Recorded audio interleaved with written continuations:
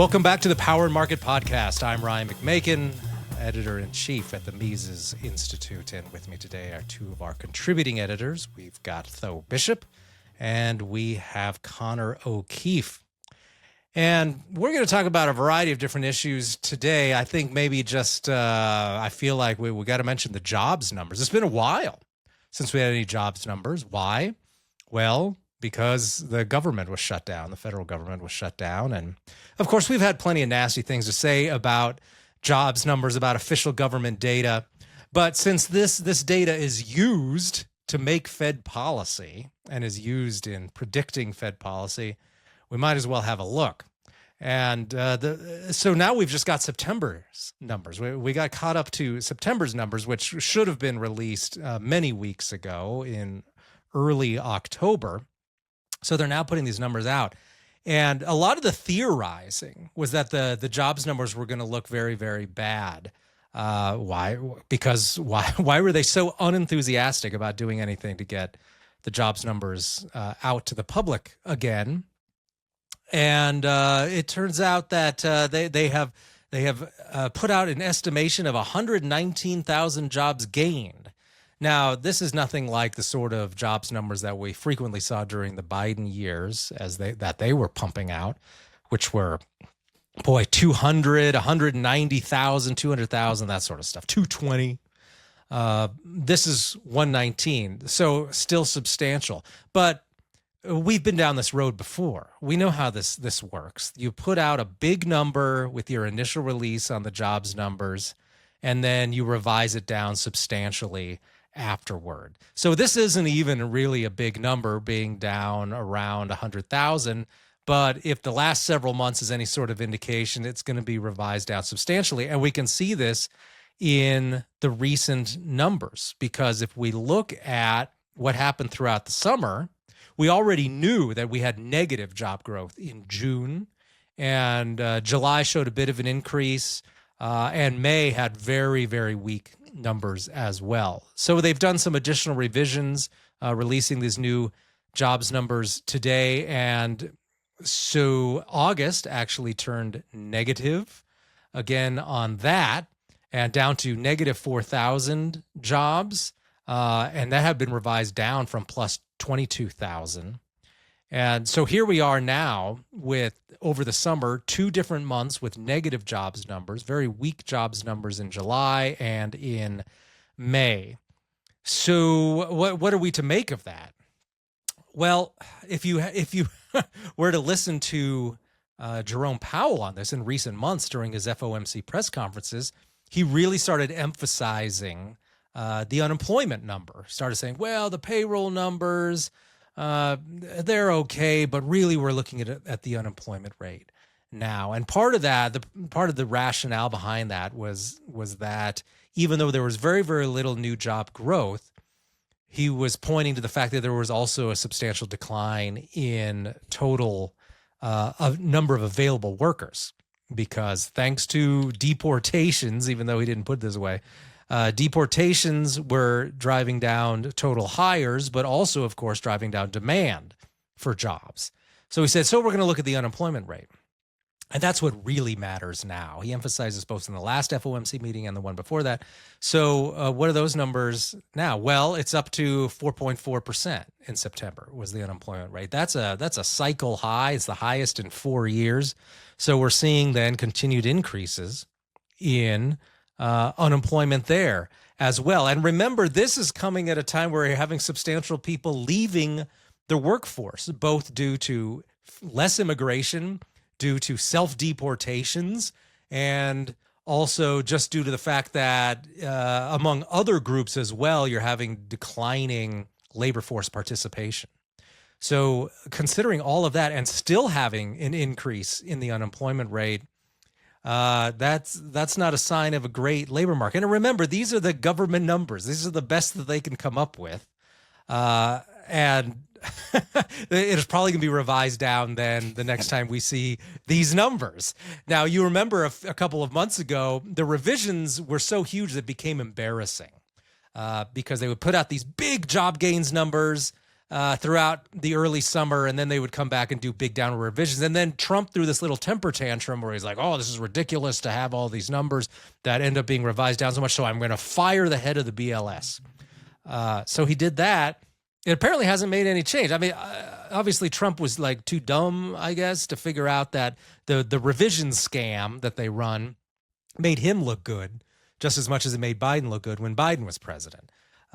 So you don't actually want to get rid of that, because the way it works is you put out the big positive number, it gets reported in the press, and then you get much less coverage for the revision numbers later. So maybe he just decided after the fact that, okay, I don't really want to stop that situation. So now here we're just living through big initial numbers followed by downward revisions. But then on top of that, we're looking at a rising unemployment rate. That's the highest we've seen in years.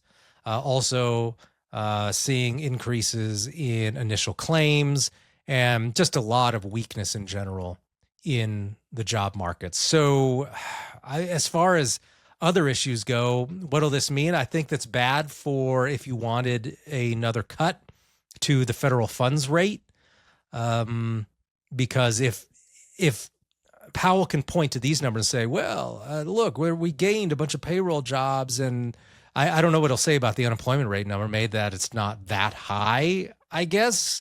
If he's going to draw all this attention to the unemployment number and then say, well, okay, it went up to a 4-year high, but that's not enough for us to cut rates.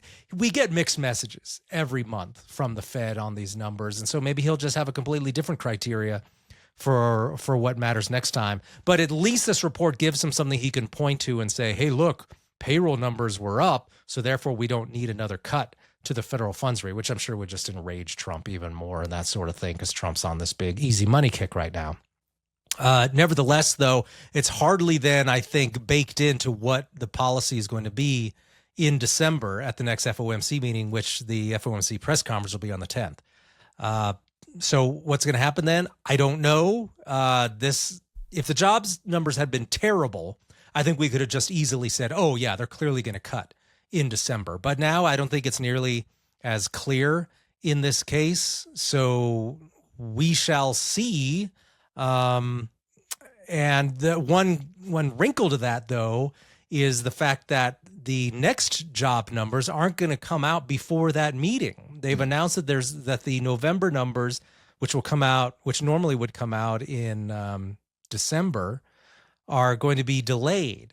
And so it looks like right now, if I'm reading that correctly, that they're going to meet on the 9th and 10th and not have the most recent jobs numbers. So as has been happening the last 6 weeks or so, the Fed is just kind of flying blind on this.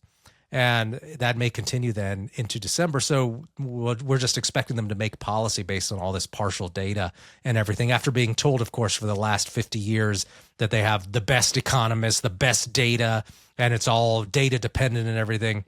Yet again, it looks like they're just making stuff up because they have even worse data than the private sector has in many cases. So job situation, nothing to write home about. If you are unemployed, you're probably in deep trouble, because these payroll numbers aren't really doing much to assuage the current situation of what Powell himself calls the no hire, no fire economy, where, yeah, there's overall not a ton of net layoffs, but there's not much hiring either. So if you got something good going on, I'd say stick to it. Don't quit capriciously unless you really, really hate your job. Yeah, absolutely. And that's an interesting jobs report. One, in the October numbers, right? We're washing those away, right? That's not coming out at all, right? Because the government shut down. And so that's why we have that continued delay there. It will be interesting to see. Like, there is something, I think, in terms of the political angle, which is all, the big driving point of all this right now, is that if you're trying to make a very rosy selling point, some of the subsections, looking at our analysis from our good friends at Zero Hedge, does help highlight that, perhaps the best selling point, that if you were looking to sell the administration right now, is that native-born employment has gone up by 1 million something jobs, while foreign labor is driving a lot of the downward pressure there. which obviously is going to play to a particular audience there. What I think is most interesting, though, is that within the broader specter of tariffs as the top policy, some of the weakest areas from the report are in sectors such as warehouses and courier jobs, and kind of the whole sort of the logistics aspect of the economy is where some of the worst data came from all of this. But this is the problem, though, is that the underlying issues that we know existed, right, that sparked, as you mentioned, the firing of the BLS head, right, the issues in terms of the way they the formulas they use for these numbers have not been revamped.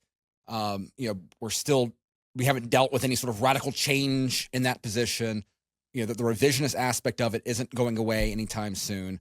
So again, these numbers are a press release. They are, Twitter fodder for 24 to 48 hours. It is scary to the extent that it will directly impact monetary policy, or at least be used as a rationalization for monetary policy in December. And it is interesting that, going back to our friends at Zero Hedge, that despite some of the, mixed narrative from the underlying reports, odds for a December rate cut did go up from their own measurements. Take that for what it's worth. Again, this is all a guessing game at this point. But even that, even the more positive silver lining from the original estimates from various industry figures, it is certainly not setting the stage for hawkish Powell to return by any means. Yeah, Connor. What was your general impression of this? What just stands out to me is how familiar this all feels. It feels like the same thing that we were going through under Biden. And yeah, you're right to point out the fact that this is probably going to get revised away if the past couple of years is any indication. And I don't know if the Fed will factor that into their decisions at all, but it's just, I guess, to me, the vibes just sort of feel like the same as they were under Biden. I think that's backed up by the polling. I read there was a Fox News poll that came out last night that said it was 76% of voters are not happy about the economy. And that's up from 70% under Biden. And it got down to I think 67% or so over the summer. So it feels like people were, not feeling good under Biden, in the Biden years. We had, these jobs reports coming out all the time and then getting revised away. That was sort of the chief dynamic. It's what we talked about last week, that people weren't feeling good about the economy. The White House and the media were saying, you're stupid if you're feeling bad about the economy. And then Trump comes in, and I guess people thought that there would be some changes happening, but it's just kind of continued on. And it seems like now, according to that poll, more people are feeling unhappy with the state of the economy. And I imagine some of that is probably just some frustration with the fact that nothing's really changed. And it kind of, to me, it feels like we've sort of settled into this, a minor stagflation kind of situation where the economy is, it's not terrible. We're not in the middle of a recession for sure, but it's not great. And inflation is high enough that the Fed is at least a little bit worried about just cutting rates dramatically. And it doesn't really feel like there's an end date to this. We're just going to kind of keep floating along. There could be some dramatic crisis, a few weeks down the road, for all we know. There's no telling, but it's just, it just kind of feels like we're floating. And this jobs report just felt like the same thing that we've been seeing. Well, I'm curious to see what the tax revenue data is going to show in the next few months. I think that'll tell us a lot about earnings at the individual level significantly, and then we'll know more. The Treasury has gone really into a full speed ahead in terms of trying to deal with all of this maturing debt that's happening right now, and they've got ongoing deficit issues. And if that's just going to become all the more acute if revenues go down at all. The assumption in all the models is always that there won't be a recession, right? You look at any of these congressional reports that come out talking about what are interest rates going to be 5 years from now. It's always stable, more or less. Maybe a very slight drift upward, but always very stable. And tax revenue is always stable, and there's never any real recession on the horizon. That's just standard operating procedure for these government forecasters. So that's when we know we'll be in a different situation, I think, is when tax revenue starts to really go down. Then you won't even really be able to say anymore that, oh, things are holding steady, right? It's just sort of a general malaise. Then government starts getting into real trouble when that happens.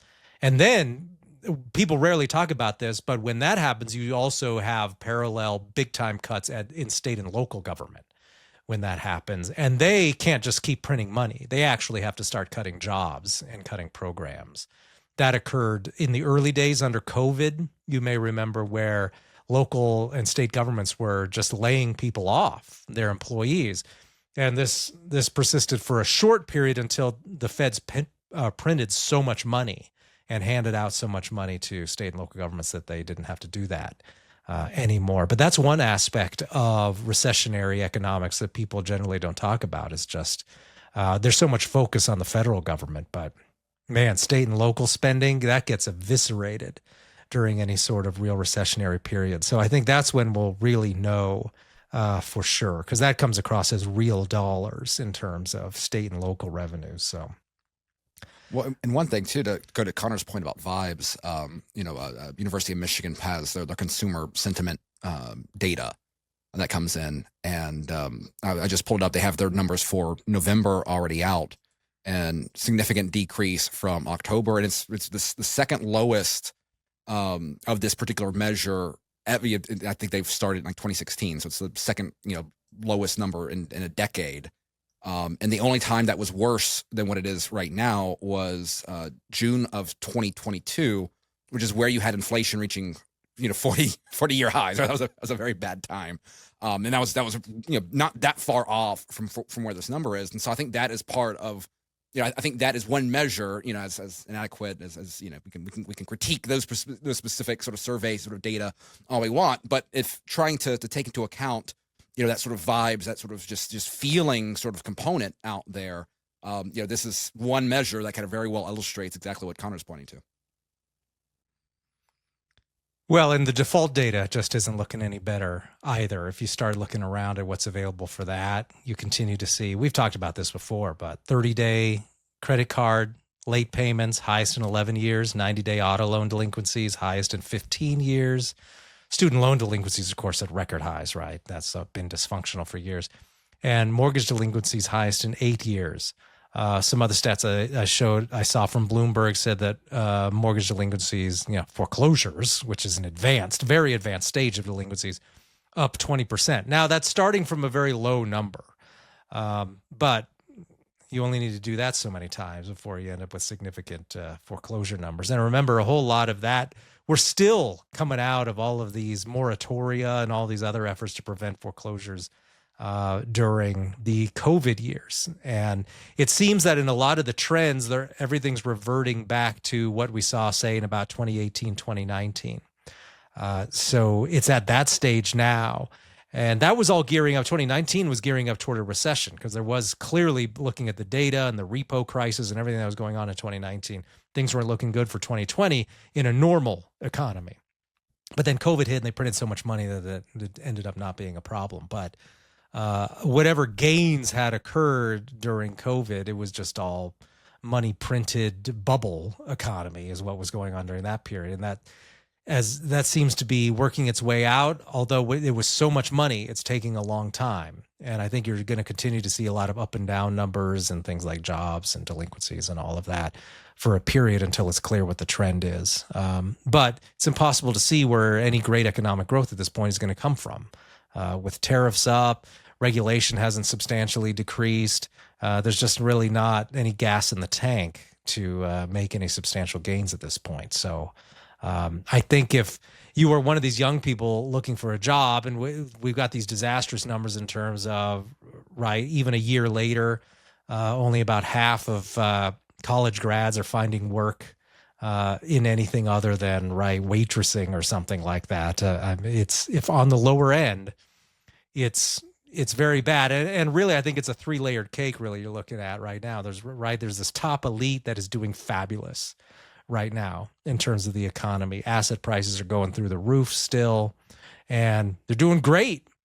Then you get the middle class, which is which is struggling and not really keeping up. And then you got the lower classes, which are just more and more on welfare. And that seems to be the economy right now. And as long as you can keep that top slice numbers looking real good, in the aggregate, that ends up working out to something that makes the economy look pretty decent. But for people on the inside, it doesn't look nearly as good. But we're still relying on a lot of anecdotal information right now because the numbers themselves are quite mediocre. But if you're looking for real dramatic stories, you gotta really just kind of look out on the street, and then it's hard to say how pervasive those examples are or how representative they are. I mean, you see a lot of it in social media. I mean, one guy I follow yesterday, I assume it's a guy because it's Twitter, where he said that his Uber Eats people in recent days have been young and good looking. So this is proof that it's all over,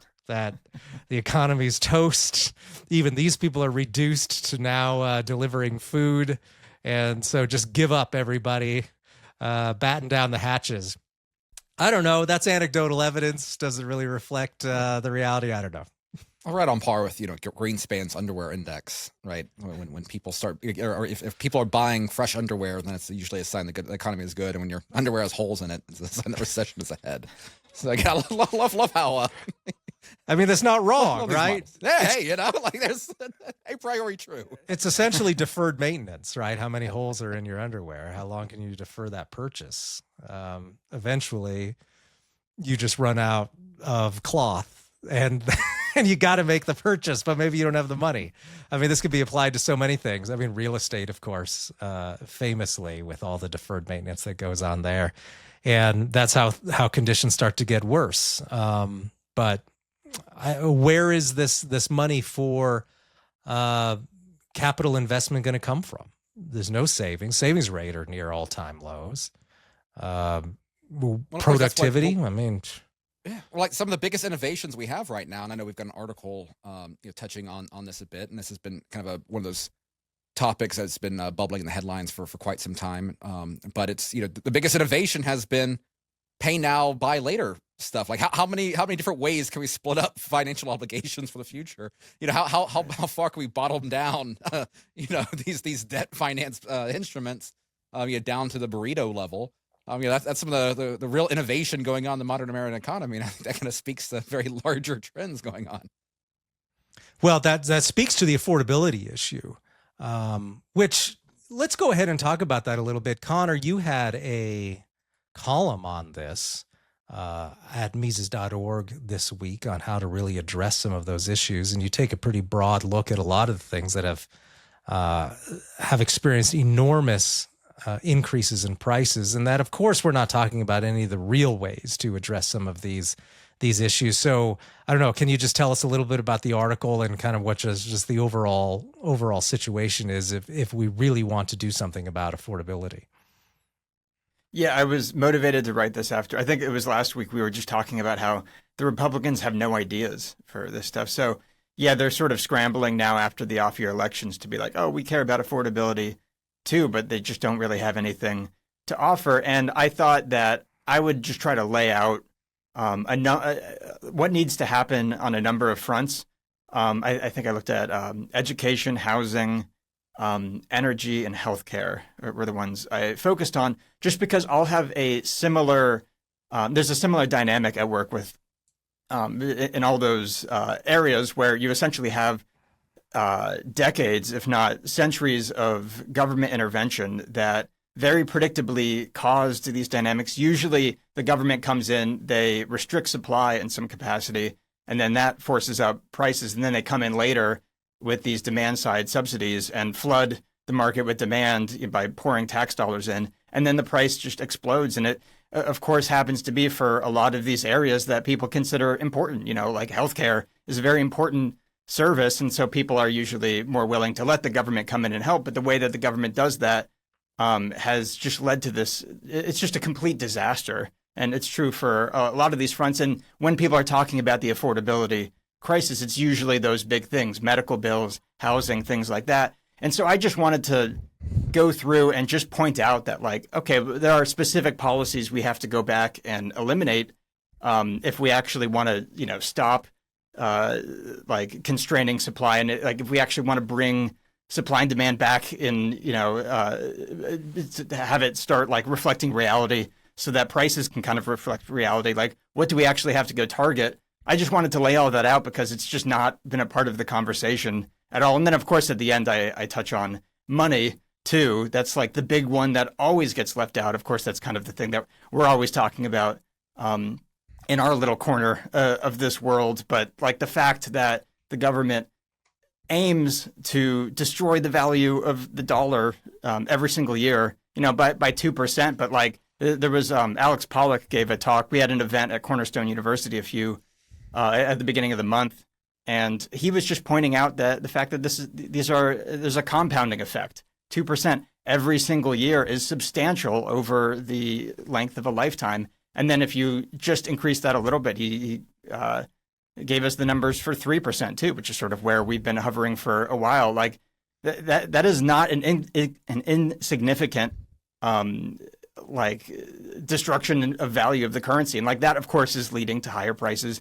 And I guess I was fed up with everybody talking about how they want to talk about affordability and not having anything to actually say about it. And I think it's important, if, to the extent that the public can pressure politicians at all, if the public can have a better understanding what actually has to happen, then it would be, a lot easier to dismiss politicians that, like Imam Dani, who claims to want to, make life more affordable, but isn't actually interested or knowledgeable about the actual causes of our affordability crisis. Well, I noticed that historically there was a switch toward the late 19th century, where early on, when you got big gains in productivity and economic growth and all that, a lot of the focus on making life better was on increasing supply and in bringing down the prices of things by increasing supply. So there was a lot of evidence, or a lot of emphasis on reducing regulatory barriers. They didn't really use this language back then, but reducing regulatory barriers and really increasing competition and more entry into the workplace. This was in the 70s, 80s, and 90s of the 19th century, and that was really sort of your neoclassical gospel back then. Was, if we want more stuff, if we want more people to buy things, we have to somehow bring down the cost of making those things. But that ceased to be the popular economic leaning, bent idea. And that was replaced by all of this, hey, we have to just subsidize and supplement demand. And that started to gain currency in the early 20th century with the progressives. But really then by the 30s, right, that just became established policy with the New Deal, was we just start funneling money, whether it's printed money or whether it's just a tax transfer, to get people buying more things. But as keeps coming up again and again, when you're just funneling more money into specific types of goods and services, this just makes the price go up, without any gains in productivity, without any gains in efficiency in terms of how many of these units can we make. And it certainly doesn't produce necessarily more competition, because actually subsidies tend to help already your big incumbent firms that can take advantage of these government programs best, because there's so much paperwork. It's all highly bureaucratic and everything, and small startup firms, that just presents more of a barrier for them to overcome to get their hands on that sweet government money. And so it's just the whole thing's been inverted and turned on its head, where the idea was we need to produce more and make things more cheap. And now it's, we need to just give people more money so that they buy more stuff. But all that does then is bring up demand and raise prices, because at that point there's no motivation to be more productive, to produce more goods at a lower cost, because you now have built-in customer, which is the federal government, that's just going to keep funneling money toward you. And you see this clearly in healthcare and in higher education. And has there been any improvements in quality whatsoever? Thanks to medical science, because there's a side of medicine that is just actual research and science, and separate from the the services provided at the consumer level, that's where you see all those price increases, right, at the consumer level in healthcare. And it's really quite remarkable at how much those prices go up, and they just always outnumber actual gains in income. Why? Because it's based on government subsidy, not based on actual ability to pay in the private market. So you just see those prices are out of control, prices in higher ed. I mean, it's just really amazing. And you don't get any of the benefits of a more streamlined and productive economy. And that's been the gospel now for over 100 years. And unless we can start people thinking in terms of reducing prices instead of increasing spendable income, then it's hard to imagine how they're going to be able to change the way they're doing things. Of course, one of the areas where we've seen that seen growth in making revolutionary changes on the supply side is like direct primary care. And of course, I'm going to make my pitch now. February 21st, Oklahoma City, first event for the Mises Institute. We've got Dr. Keith Smith, who with Oklahoma Surgery Center, one of the great success stories out there. Of working that model and expanding it elsewhere. We'll have other great entrepreneurial study leaders hitting this very topic of actually solving these problems that politics creates. So Mises.org/events, book up now.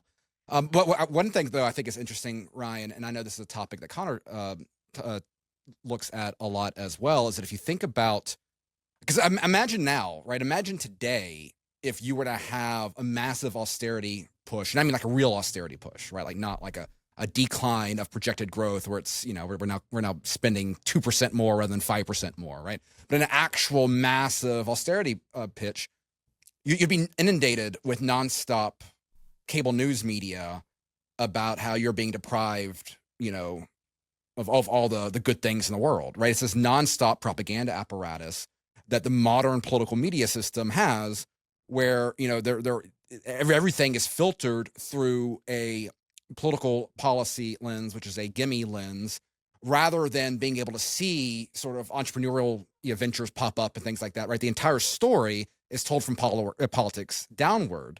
I mean, that's where, like, right now, right, like if you look at the most radical reforms out there, it's not about reducing government spending in these sectors, like take healthcare, right? We finally have something that resembles a healthcare reform plan out there. I know Rick Scott's been working on something, and the big change, one of the biggest changes of this is rather than having government spending funnel through Obamacare subsidies, it'd be federal spending funneled through individual health savings accounts, and so like that would probably be a massive improvement in the right direction based on what exists now, right? You have a lot more control there. It's similar to what we've seen kind of the state level education reforms, right? Where you have parent driven vouchers rather than the top down model, and a lot more flexibility within those things. But all the entire focus though is not, should government be financing this? Should government be spending this, right? Block grants would be like another example of like welfare reform. The question is not, should we be spending this money? It is simply focusing on, what are the best pipes to funnel this through. And that's as radical as you can get. Saying that we shouldn't directly subsidize, government insurance plans, but instead give a little bit more consumer sovereignty on the issue. That's the closest thing you can get to a radical reform, because everything is filtered through this political lens in the way that we, your average person, not us, but your average person considers their individual relationship with broad economic sectors. And so until there's a massive change, you didn't have that problem, right? Like back in the the Jacksonian era, right? And your whole thing is coming from partisan penny newspapers and things like that, right? You're getting ideological, but you're being told every single day, like, oh, you're having your bread taken from you because the politicians have cut this spending program. It's an entirely different framework, and a lot of that is driven through media persuasion on how your average person negotiates and sees themselves within this hyper politicized economy. Yeah, I think I wouldn't say there's like growing skepticism, but it feels like we're in a moment of confusion on this front. And I think kind of to what you're saying, Ryan, like we've had about 100 years now of the government coming in and saying, okay, to fix this problem, we're just going to spend more money on it. We're going to help people pay for it. And you can only do that so many times, the same thing over and over again without it working, before some people it becomes harder and harder to ignore. And like, you just look back at all the big, like, progressive successes, like Medicare all the way through like Obamacare, and they were just acting like the problem had been solved. That, you know, once Obamacare was passed, like we did it, guys. Healthcare is fixed now, and it clearly wasn't. Now, of course, they like shut down the government over these extra subsidies, and so I think like that hasn't manifested, like I said, in skepticism about this. But I think people are confused, and I think there's an understanding that more production needs to happen, and I think that's fallen into two main camps. I think one is the protectionist side, where people kind of yearn for that old like factory town golden age, and you know the protectionists are people that talk about that a lot. So I think some people have been convinced that tariffs are the way to go about that. But I think on the left, more you see this with this whole abundance movement too, where and to their credit, they've been, I mean, better than most progressives in the past have been about admitting that, like, yeah, especially in places like California, the amount of regulations are hampering production, but they still come at it from this very like central planning oriented. The government needs to come in and coordinate all this stuff. Where what I was pointing out in this article is like the good news with all this is that we don't need new government programs. We don't need new tax dollars. All we need the government to do is step back and allow more housing to be built, allow more healthcare services to be offered. It's not like we actually like we don't need more bureaucrats figuring this problem out. We just need an absence of them. So I think it's interesting that both of those movements are kind of having a resurgence right now. And I think in part that's because you can only tell people that, you know, oh, we just passed more spending and the problems are going to be a thing of the past, have the opposite happen so many times before people just stop believing you. Well, and I think we're approaching the final phase of this current scheme in some ways, because as you mentioned, though, right, we've got the proliferation of these buy now, pay later programs. It seems that you keep driving prices up. There's not a clear way to actually bring down the final cost of anything. They've got no ideas there. So how do we get people to afford things? Well, you can just make multiple payments on your sandwich then. And you just string out everything, finance everything, so you can get the one-time payment is lower, but then you have to make that payment multiple times. So that's, of course, been the strategy for mortgages. And when it's fixed rate and it's backed up by government insurance and that sort of thing, it's worked out pretty well. But we've got an article here by Hunter Smathers today at Mises.org, The Hidden Cost of Buy Now, Pay Later Culture. And it just really looks at how our inflation-based economy and just the fact that prices of so many goods and services have gotten so high that to accommodate this, we've just now got buy now, pay later for everything.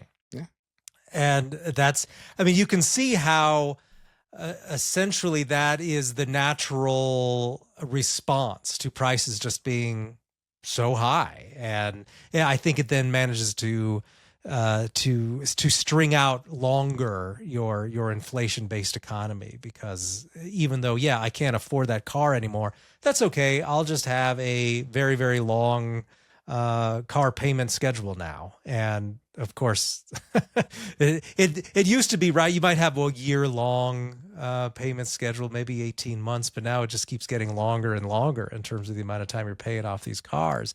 And you almost, by the time you pay it off, you want your next car. And that's I think a large part of the issue behind buy now, pay later is you've even forgotten what this thing was you bought and you're still making payments on it. Like your Subway sandwich or whatever, like a month later, you're still paying this stuff. It's really quite remarkable. And I think it's a sign of economic weakness, not a sign of like financial innovation or anything. This is just a way to get people to buy more. Yeah, no, using financial innovation, very, my tongue firmly planted my cheek there. But yeah, I mean, it's you know, the growth of these things. I want to shout out the author, Mr. Smathers. They're a student of Tate Fegley at Monterey College, so always good to see that. But again, like this has been, you know, and it's interesting because I think part of what is driving some of this is also, again, this is a very dangerous thing, right? But it's also kind of an internalized understanding of like just the inflationary culture that we have as well. So it's not only the fact that they can't afford it right now, but they also got to recognize, okay, well, you know, inflation is going to be bad, so might as well kick this can down the road as much as possible. But it's absolutely a topsy-turvy world, and once again, it's a sign of a severe moral decay and severe moral decline when this is what the consumer economy is being propped up by in a significant way. And then there's definitely a generational component to this as well. And I think this is why you see a lot of cynicism, a lot of anger, a lot of frustration. And where I think some of the most important work to be done is trying to educate, these sort of components to the younger generations out there, because like they're the ones that are coming into this world, and the ones most using these sort of products. And so this is a very real problem, and it all goes down to, again, it's this massive affordability bubble that a crisis that's, again, has no real political solution at this point. Well, for our last few minutes, I wanted to bring up an important issue. I don't know if you've been watching the news, but apparently today was the funeral for former Vice President Dick Cheney. And I thought of this because Lou Rockwell has an article at Mises.org, I think we posted yesterday, called Why I Won't Be Mourning Dick Cheney. And Lou has to do this a lot, where he has to start out the article by pointing out that this whole don't speak poorly of the dead is actually a mistranslation of an earlier Greek phrase, which was actually more accurately, do not malign the dead. Maligning, of course, would imply some sort of mistruth in what you're stating. However, by pointing out that Dick Cheney is one of the worst people who ever lived in America, where's the lie on that? I don't think that's that seems like that's hard to dispute. I mean, you look at Lou's article here, and it's really just remarkable the damage a single human being had managed to do over the years. And it's just so irritating to see the way that the media still responds to politician deaths, right? You know that when Biden dies, we're going to have to listen to days of the media talking about what an amazing human being he was, how great he was, what a hero he was for America, devoted all those. They would never portray his 40 years of not having a real job as a bad thing. They would portray it as 40 years of devoted government service, right? Here's a guy who never actually contributed to the U.S. economy in any way and was always just a net negative. And we have to do this a lot with vice presidents too, and that's what we're living through right now with the whole Cheney thing. Is they're trying to come up with something nice to say about him, which he was. The funniest thing about the left was that this happens over and over, but Cheney was one of the most recent people to pull it off.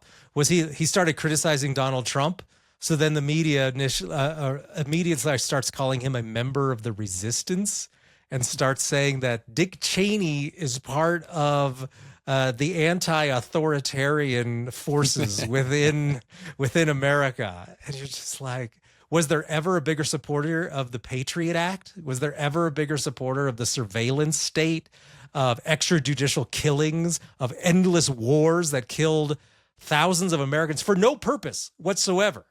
Dick Cheney has been a lifelong proponent of wars that ended up being lost and went nowhere. But they did end up making him a lot of money through his connections to various defense contractors and that sort of thing. And so it's just astounding to me that anybody has anything nice to say about this quintessential member of the deep state who spent his entire career basically trying to destroy the Bill of Rights. And he wasn't bad just on foreign policy and civil rights. He was bad on just regular old fiscal policy.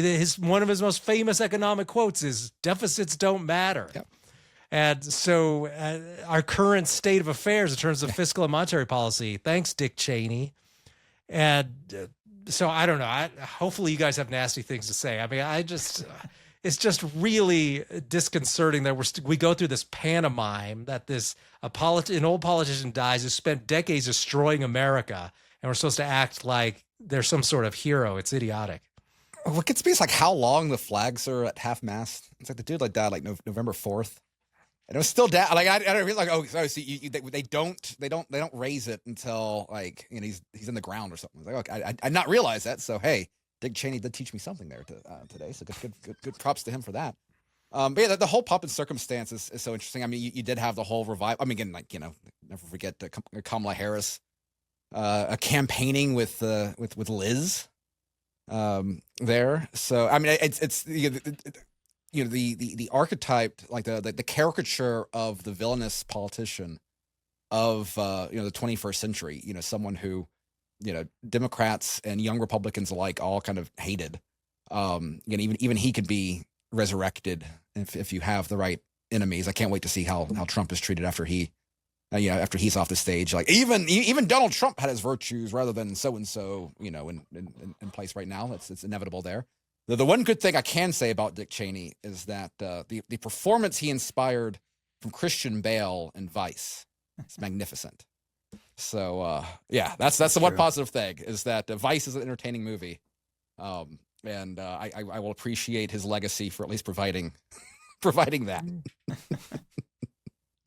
Yeah. Well, he's been a fixture basically your guys' whole lives, right? Yeah. I mean, it's just because he goes back, 25 years. He's been on the front pages, more than that. So, and he provided so many great memes, right? Like the heartless politician, right? Darth Vader, shooting his hunting buddy, right? Like resembling the Penguin from Batman, right? Like he just fits so many different iconic roles in from political satire, at any given time. So he was again, that was his greatest contribution to political thought, from my opinion. He was a little bit before my time. I mean, I was alive. I really didn't pay attention to politics until I was basically out of high school. So you were well adjusted growing up. Yeah. But I did actually watch George W. Bush's eulogy of him, and Liz Cheney spoke to. I was just kind of interested to see what they would say. And I really feel like this would have been a much bigger thing if he had died in Trump's first term, because the media really went out of their way to draw parallels back to George W. Bush, the George W. Bush years, and framing that as like this amazing time of civility, of having civility in the White House, and a Republican party that was at least nice to their opponents. And I've talked, I think, on this show before about how really the dynamic was they wanted to, the left wanted to trash the right and have the right say nice things back to them. And it just feels like this time around the establishment is just not quite as worried that Trump is going to meaningfully come in and drain the swamp and completely cut the Pentagon and like all these things that it seemed like they were at least a little bit apprehensive about the first time around. So I don't know, it just sort of felt like a little bit of a smaller event than it would have the first time around. But as you said, Ryan, there are few things that boil my blood more than the term public service and calling themselves public servants, as if like all like these horrific wars that they launched completely by choice that were, I mean, the level of death and destruction is impossible to truly fathom, but also like the economic cost to the country. It's just absolutely horrific what they did just for the benefits of a few government officials in our country, other countries, and well-connected businesses. And then just to have the gall to call that service, that this was all for our benefit. It reminds me of that Spooner, Lysander Spooner quote that Rothbard would always bring up, where he talked about how like calling the government nothing more than a criminal or like a petty thief, like a highwayman, is a disservice to these thieves, because at least they don't follow you down the road telling you that when they were robbing you blind, that it was for your own good and that you should be thanking them for the service that they did to you. And that's just there was a lot of calling him, celebrating public service in this announcement. Well, think of the counterexample. Like, imagine if Kamala Harris was president for this. Then his funeral would be would be. I mean, you want to talk about being sold as a beacon of public service.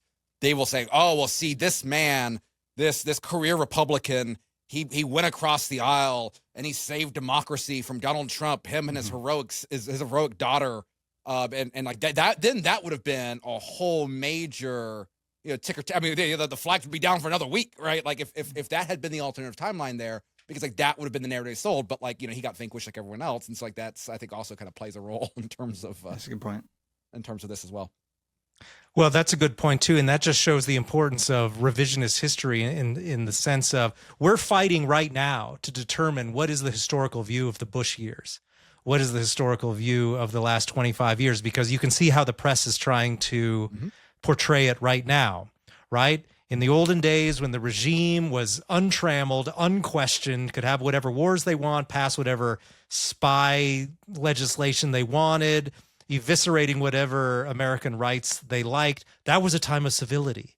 That was a time where people got along. And now that the victims of all that quote unquote civility are actually starting to get upset about it, to maybe push back against the regime. Well, now we're in a period of incivility, and we're in a period where people are just off the rails and barbarians and all that stuff, not civilized, like when we in the media and the people in Washington ran roughshod over all the people who paid all the bills.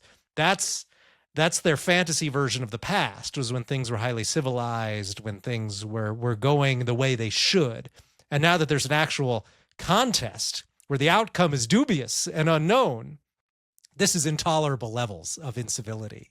And it's just a horrible state of affairs that we should not tolerate. We should just go back to taking our orders from Washington. And you can see this in the nostalgia of the way the media works now. Is, if we could only go back to when George W. Bush and Obama would all go to each other's parties and hang out together, and the ruling class all got along, and everybody else just got in line. And I think Cheney, building on what you say, though, right? Maybe there's a slight victory there, right? In that this isn't as big a deal as it might have been. And that maybe Cheney's exaltedness isn't at the level it might have been if Trump had not won again. So maybe some progress is being made there, but we'll see beyond 2028 if there's anything to be happy about. I don't want to say this is going to be lasting progress. I just think but I'll take the small wins. But the fact that you don't have the president or vice president at Dick Cheney's funeral, I take that as a small symbolic victory. And I'm going to fire up some Christian Bale later to celebrate. All right. Well, with that, we'll go ahead and wrap up this episode of the Power Market Podcast. Thank you, Tho. Thank you, Connor, for joining me today. We will not have an episode for Thanksgiving week because we'll all just be flying around doing stuff. And I suspect many of you out there will have a lot going on as well. Yeah. Ryan, what's your favorite Thanksgiving dish? Well, I'm very partial to pumpkin pie, I suppose, because I don't eat it the rest of the year, right? I mean, how often do you eat pumpkin pie? So that's pretty great. I even grow my own pumpkins, I should note. Wow. That does not surprise me. Not to brag. This year I would have had two. I had two beautiful pumpkins, and then a squirrel destroyed one of them. I was very much enraged, but there's one left, so I'll make it into a pie. How big do your pumpkins get? Not that big, because the super big ones aren't as good for pie. I do grow them for eating. I didn't realize pumpkins could get like thousands of pounds large until this year. So that was one of my paths of self-discovery. I've not grown one. I don't want to do that, but I learned that fact this week. I do have a friend here in town who he's probably listening. He listens to this podcast, where he does every year. He grows these humongous pumpkins, and there's contests and all sorts of stuff, right? You could always end up on the local news. Yeah, that's a public servant right there. How about you, Connor? Here, I don't really have a favorite single dish. What I love about Thanksgiving is just combining everything. So the turkey, the stuffing. Oh, there you go. The melting gravy, with some cranberry on top. I'm all about the combinations. Yeah, I'm a big green bean casserole. Okay. Guy. Big green bean casserole guy, but anything pairs well with football. So, Connor, answer me this, right? Isn't there a thing in New Jersey, New York, all this, where there's some sort of oyster dish that gets served at Thanksgiving? Or is this specific to Italians or something? But okay, I don't know. I'm in a transplant family. We came from California, so okay. I don't know all of the local customs, but that does sound a little familiar. I'll ask around and let you know. Your New Jersey roots aren't deep enough to know about the oyster Thanksgiving thing. Yeah, I never even heard of that out west, but apparently this is a thing. So, does New Jersey count as New England? No, kind of borderline. Really. No, it's. I feel like it just feels very New Englandy to me. No, there's Massachusetts. There's a lot of different types of analysis you can do on that. There's a great book. Write this down now. There's a great book I recommend everybody read called American Nations, which tries to actually break up or define the actual nations that make up North America. And they argue that it's essentially part of two nations. So northern New Jersey is what they call it New Netherlands. It's essentially a big suburb of New York City. Southern New Jersey is a suburb of Philadelphia. And so there's a big divide between North and South Jersey. And they're two pretty culturally different places despite being in the same state. So... yeah, there's a bit of a nuanced answer. You were north or south when you lived there? North. Ah, okay. Yeah, that's right. Right. where Well, that's we grew up. tri-state area, right? That's like New York orientation, right? Yes. Down south is Yeah, like a very much. Philadelphia orientation, I guess. Yeah. I don't know. So you're not in a blood feud with Joe Salerno then? No. There you go. Right, because he's North New Jersey too, right? Yeah. Yes. Very yeah, important. Fortunately. You don't have an accent though, so I don't know what to do with you, Connor. No. It's- Moved there when I was 9. I guess I didn't really pick it up.